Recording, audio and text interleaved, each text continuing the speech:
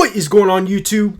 What is going on, Kansas City? And what is going on, everyone? Welcome to the Beat of KC. Today, I'm excited to provide this content to you. And the reason that I'm going to be talking about this one is because this is a player that I'm most excited about for the Kansas City Chiefs coming out of the NFL draft. Now, this was pick number 162 in the 5th round, and that is going to be Noah Gray, a tight end from Duke University. So I'm very excited to provide the content to you guys on Noah, really break down some things that he does well, and talk about his overall experience so far in football at Duke University, leading to the Kansas City Chiefs. So if you're interested, I suggest you stay tuned right after this.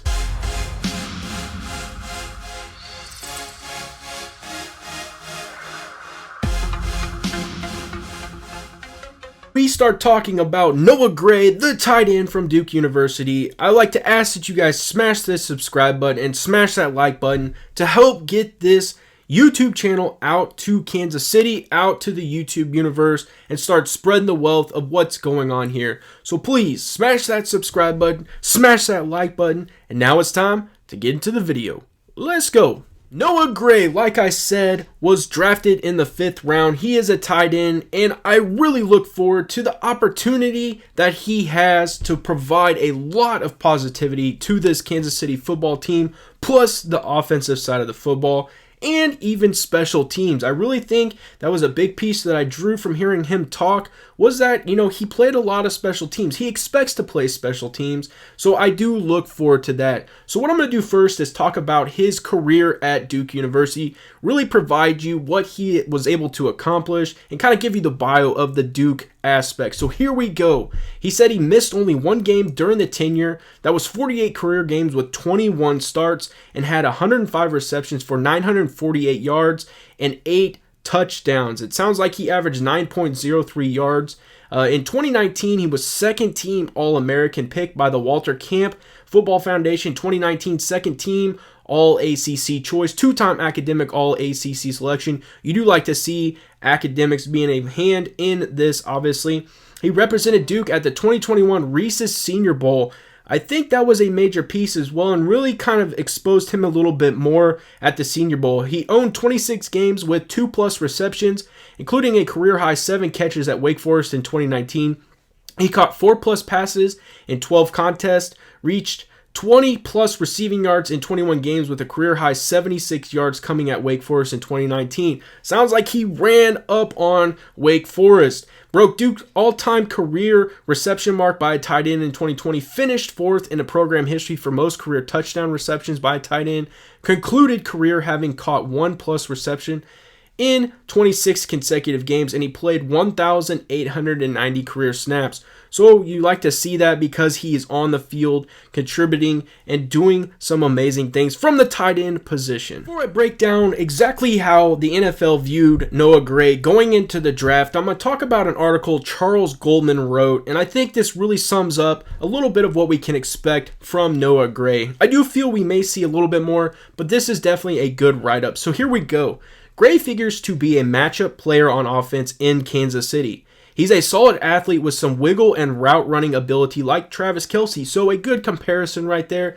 And Noah even said himself he looks forward to learning from the best. He runs a 4.55 40-yard dash and can align in a number of different spots within the offense. I do like to see that. Obviously, he can get down, and if he has to, he can block. But I think where we're going to see him a lot is lining up in the slot position. I do really feel they're going to probably put Noah in the slot position at times, and we're going to see him do some amazing things. But what is unique, as we're going to find out, is he also lined up in the H-back position. So it says, I expect that he'll be used as a stalk blocker on the outside and line up on the wings as an H-back. I'm sure he has the strength right away to be an effective as an in-line blocker, but he could develop nicely over time, and I do think that that is where you're going to see him really start to develop. You'll see in some of these clips that I provide, he does actually have some decent route running ability. He does have some pretty soft, good hands, But the thing is it's going to be nice to see him continue to learn and really develop as a blocker as well. That's something we saw Travis Kelce do as well. You know, when he first came on the scene with the Kansas City Chiefs, he was a decent route runner. He still had some times where he would, drop the ball, but he learned to develop and block, and that was a key piece for Travis Kelce. So it'll be nice to see Gray do the same thing. So the article continues. It says, touchdown and receiving production were only marginal during his time at Duke, notching just under 1,000 yards receiving on 105 receptions and 8 touchdowns.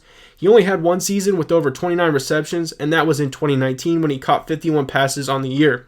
As a rookie, I expect Gray to be a multi-phase special teamer with the Chiefs. He should also push for the number 3 tight end spot on the roster behind Blake Bell. And I do feel that there's a chance if he can show he has good hands, he is somewhat of a decent blocker, he can run solid routes, get hands, and do things like that. I do feel there's a way he could work into the number 2 position, because I do think the more and more weapons Patrick Mahomes has to throw to, I think that is where he could definitely skip over Blake Bell. But we understand Blake Bell is a very good blocker. We understand that that's what he was probably signed back to the Chiefs roster for after he went to the Dallas Cowboys and he returned to the Kansas City Chiefs. So it'll be interesting to see this competition in training camp and really lead into the season. Obviously it's going to be exciting. You want some competition when it comes to these positions because it only elevates the levels of play for a lot of these players. So this position right here is definitely going to have competition between the 2 and the 3 tight end. So now what we're going to do is really kind of see what the NFL from a scout perspective really wrote up and envisioned for Noah Gray going into the draft. So I like to provide you what we really see him being used as, but really what was the write-up before and going into the draft. So here we go. It says, Gray understands leverage and how to create some tilt-in coverage, but doesn't have play speed or separation burst to do enough with it. While he's not going to have the size or strength to block defenders when firing off the ball, he has enough athleticism and grit to offer some assistance as a move blocker from slot or wing position. So there's that slot position I was talking about. He has a late round potential and could find a team as a tight end 3/4. Obviously, they do envision him being a part of the special teams as well. So what we see now is going to be his strengths. He was a team captain. Helps out in pass protection with decent mirror and technique. Obviously, we know he does line up in the H-back position as well, and he's also played a lot of tight end. Will stick and sustain as a slot blocker, reads the track properly when asked to lead block, slick footwork and leverage in his routes, ability to run more complex routes underneath, spins open subtly in space against zone, sharp angles out of his turns, adjustment and focus to bring the throw in. So really as a receiver, you're seeing him sculpted in that. Obviously they say he didn't catch a whole lot, but it sure sounds like that is a strength that he has. So I'm excited to see that because we do need more weapons for Patrick Mahomes. We are aware we lost Sammy Watkins. Is Mecole Hardman going to be able to take that next step? And there's just a lot of question marks around the receiver position after Tyreek Hill and things like that. And Travis Kelce, obviously. So we're really going to have to see some of these receivers step up. Is DeMarcus going to be able to step up? So questions like that. So some weaknesses that they say Noah Gray has. Just 9 yards per reception during career. Thin through waist and hips, lean lower body. That can obviously be worked on, and I do feel the Chiefs will definitely do that. Lacks threatening vertical push off the line. Moves well but doesn't separate much, might not have the ability to attack the seam, lacks agility to move when working at the second level, gets overtaken by force at point of attack as a blocker. So I think this is significant because a lot of these weaknesses I think can be worked on and really be seen from Travis Kelce as a veteran, as someone who's trying to help out a rookie. Travis Kelce was in his shoes at one point. And I do feel that Travis Kelce is an amazing teammate, and I do feel that he's definitely going to help Noah Gray move in the right direction with a positive force. I do think he's going to learn a lot, and I think Travis Kelce is definitely one of those ones that is going to provide a ton of knowledge to Noah and really shore up some of these weaknesses. The final thing that I really want to cover is they give out and issue a prospect grade, and in this situation, they gave Noah Gray a 5.87 and the backup / special teamer. So I really think that this is kind of interesting because how the grading scale goes is 8.0 is the perfect prospect, 7.3 to 7.5 is a perennial All-Pro, 7.0 to 7.1 Pro Bowl talent, it's 6.7 to 6.8 year one quality starter, 6.5 boomer bust prospect, 6.3 to 6.4 will be a starter within the first 2 seasons, 6.1 to 6.2 good backup who could become a starter. I foresee him being in the 6.1 to 6.2. Is he going to become a starter over Travis Kelce? No, but is he going to be a great backup that is definitely going to fill a need? That is where I think we see him filling that 6.1 to 6.2. So continuing on, it says 6.0 is a developmental traits-based prospect, 5.8 to 5.9 backup special teamer. That is where they envision him.